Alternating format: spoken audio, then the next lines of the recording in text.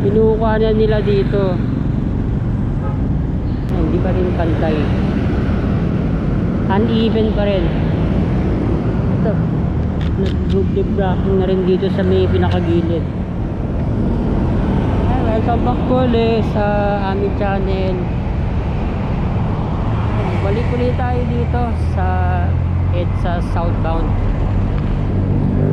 Mag-update ulit tayo ng EDSA rehab natin. Guadalupe Bridge.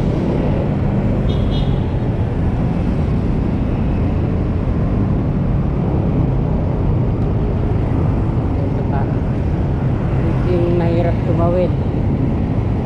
Yun, road reblocking na dito. Hindi pa rin pantay, uneven pa rin. Ito, nag-road reblocking na rin dito sa may pinakagilid. Meron na, nilagyan lang nila ng tarpaulin dahil nag-uulan.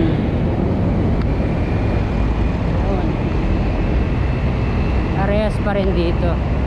Yung tayong basura sa ay ngayon hagdan ng MRT. Ito ganito pa rin, parehas pa rin. Pinaka third lane hanggang dun sa linya ng EDSA busway, merong asfalto. Ito pa rin.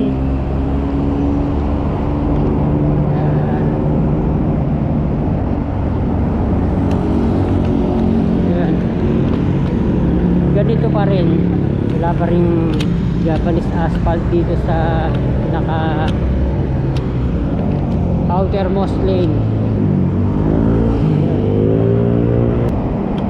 Bagong pintura ulit itong sa tapat ng Loyola Memorial. Pininturahan ulit.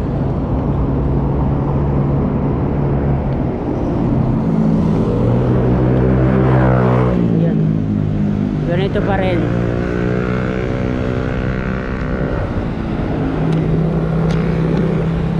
Ayan.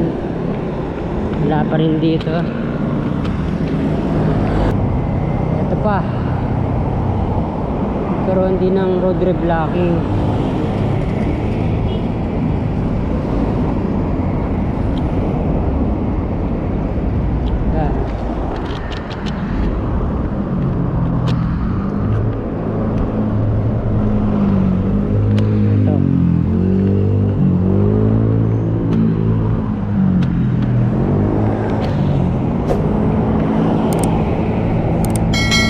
Ito luma pa.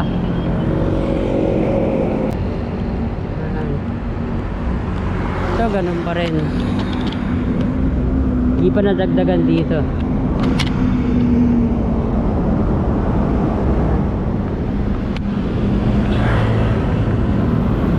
Hindi dire-diretso ang gawa nila. Yan, tingnan natin. Ganito pa rin tapat ng Ibong Gambilla. Wala pa rin mga takip ng drainage. Hindi pa buo. Inigil na nila yung paglalagay ng mga tactile pavers. Mas maganda yung dito, yung sidewalk rehab kaysa sa may Aurora Boulevard. Ayun, yan pa natin sa iba.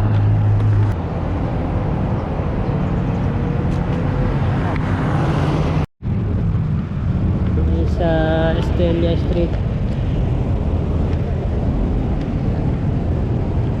ito maganda, merong pedestrian lane para safe tumawid yung mga nagbabike saka mga pedestrians. Ayun.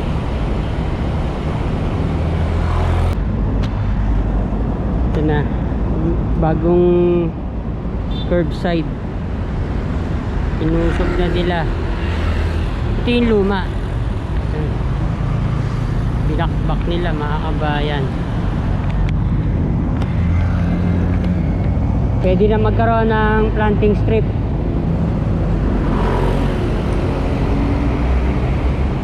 Sana nga, kasyang kasya. Paano lang, pwedeng damo lang, ganda rin. Yan, hindi pa nila tapos dito. Wala pang semento.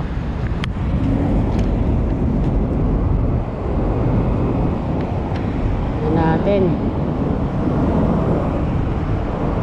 Wala pa sila natatapos sa intersection.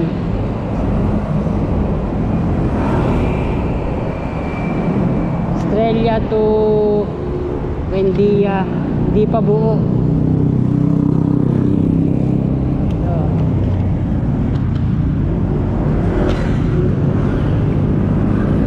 Dito sila napatagal.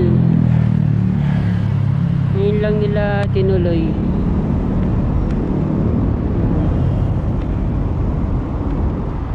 Para sa ibang bansa, maliit lang ang mga gutter.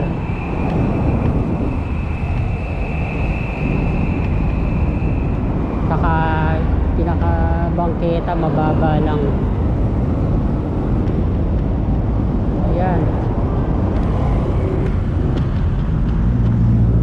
Lalagyan pa nila ng mga rebar.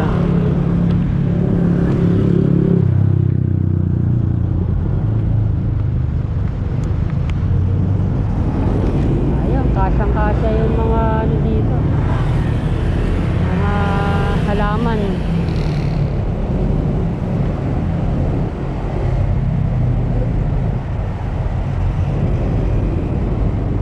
Ito na, binuka na nila, oh.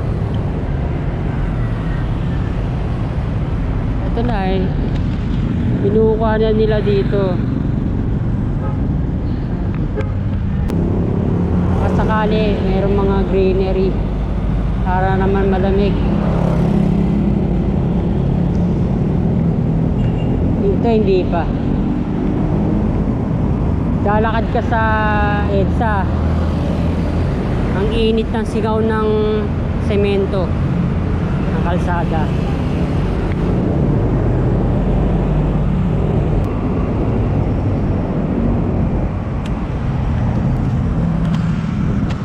Finish pa rin.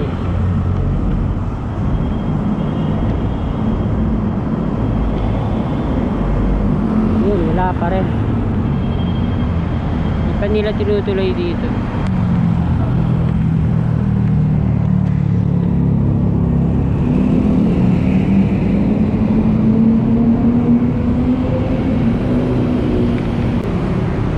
Mabilis ang traffic pag walang mga lubak. Ayan. Ganito pa rin. Ito na, nadagdagan na. Ito na.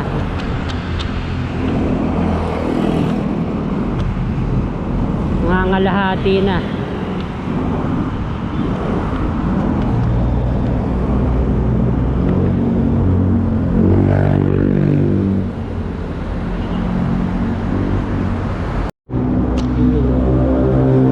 Meron na ring pinaka-design na pavers. Di tuloy-tuloy ang gawa nila, no?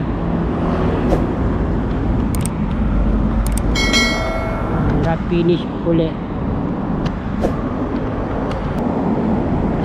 Ganda. Ganda pag kaunti lang ang mga sasakyan. Para sa Pilipinas lang palaging puno ng mga sasakyan. Nakita ko mga video sa Melbourne, Australia, saka sa Toronto, Canada. Meron mga ano sa kanila, mga streetcar na tinatawag, mahahabang mga bus, mga articulated bus, pero electric. Meron mga ano sa kanila, mga kable sa ibabaw.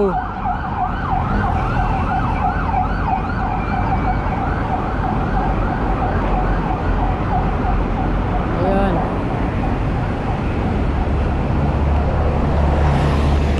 Ito pinakamalapad.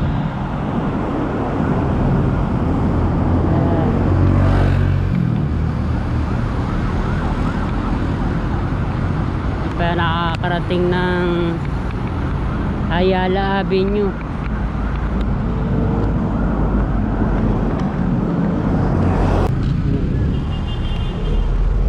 Sa Japanese asphalt, kitang kita yung mga graba.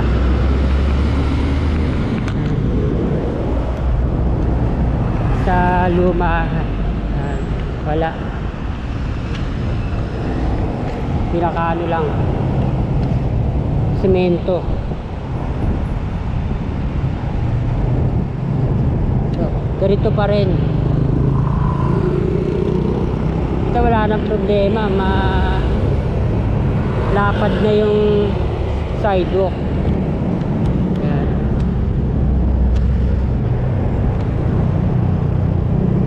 Team footage sa Ayala Avenue. Yan. Ito medyo maganda na to, no? Ito pa yung isa sa magiging mas malapad na sidewalk. Sa tapat ng SM Makati. Nandito.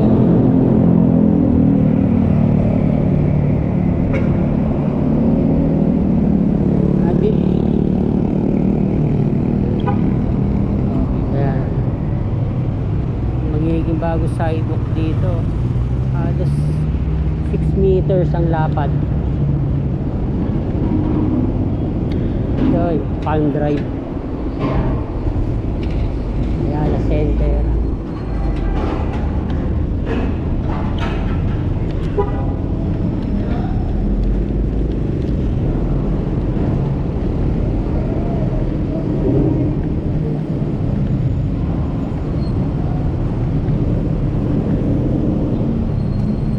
Palm Drive.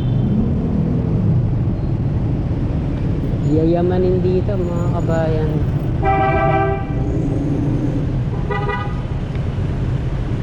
Ayan. Yes. Entrance ang SM City, Makati.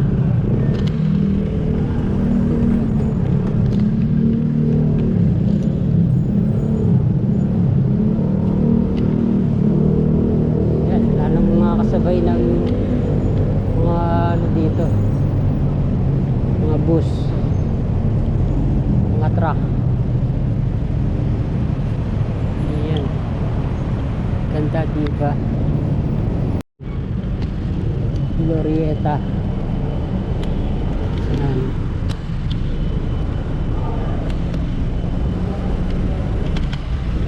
Wala pa tayong bagong city na pinaka-priority mass transportation. Ayan. Kaya puro sasakyan pa rin o mga bikes, bisikleta lang.